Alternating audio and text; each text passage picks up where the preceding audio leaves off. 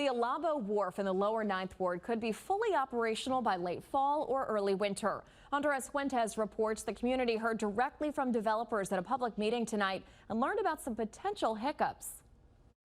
A steady stream of lower Ninth Ward residents packed the Sanchez Community Center for one-on-one time with the people in charge of the Sunrise Foods grain hub at the Alabo Wharf. We're working with them on how we coexist. It's the first public meeting on the project since around this time last year, when neighbors were concerned about the grain dust in the community and the reuse of the rail line through the neighborhood for the first time since 2019.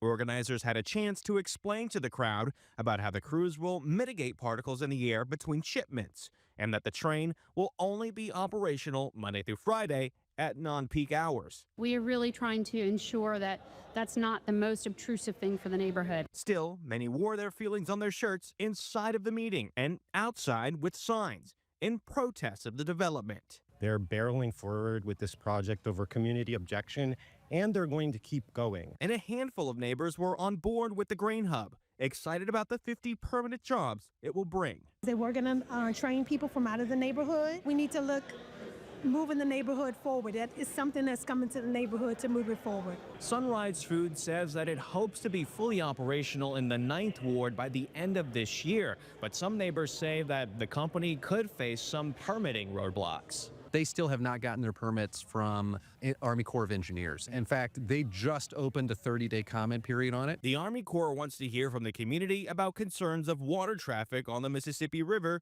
due to the grain hub. Meanwhile, Sunrise Foods says the wharf won't be fully running until key infrastructure is in place. We don't want to be operational until we have all these dust collecting measures, which a lot of the other ports in the area don't have.